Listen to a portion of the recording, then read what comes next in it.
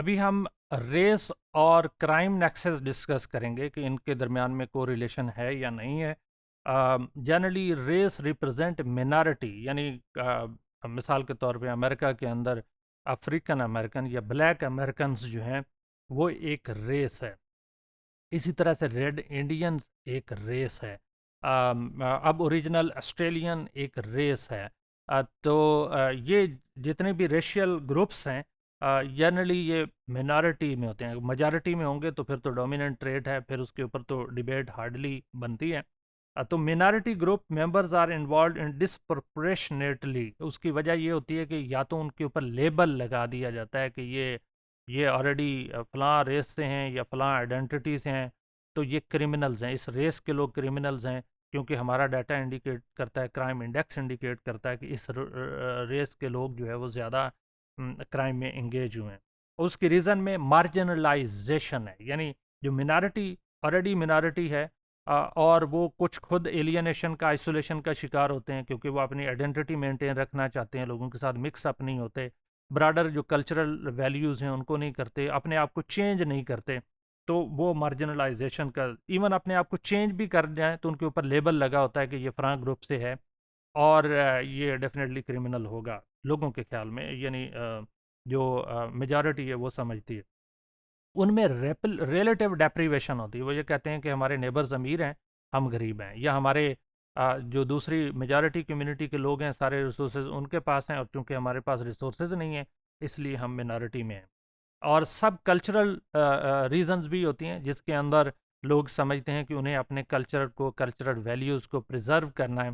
اور انہوں نے دوسروں کے ساتھ مکس اپ نہیں ہونا، انہوں نے دوسروں کے ساتھ دوسروں سے ڈسٹینس رکھنا ہے، تو اس کی وجہ سے بھی وہ اپنے آپ کو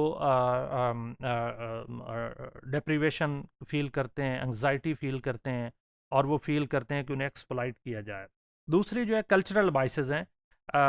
جس کے اندر پرسنالٹی اور بیہیویئر کو لنک کیا جاتا ہے کہ سم ٹائپ آف جو اسٹرکچرل یعنی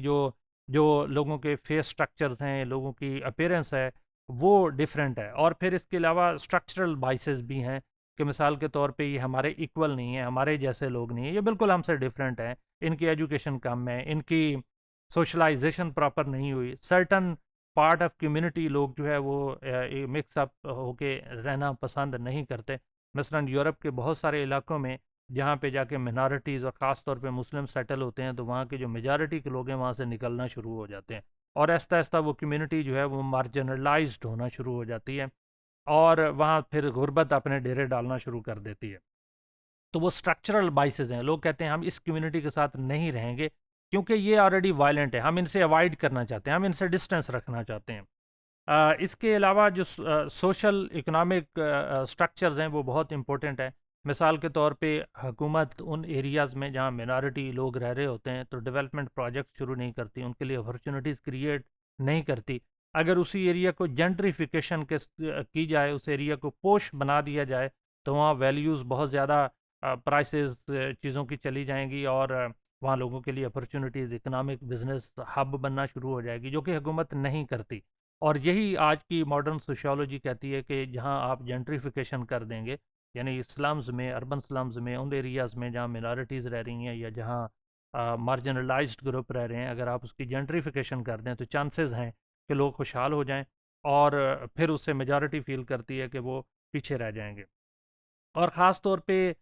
جو منارٹیز ہوتی ہیں وہ اربن ڈویلرز ہیں، یعنی وہ اربن سینٹرز میں، اربن سلمز میں رہنا پسند کرتے ہیں۔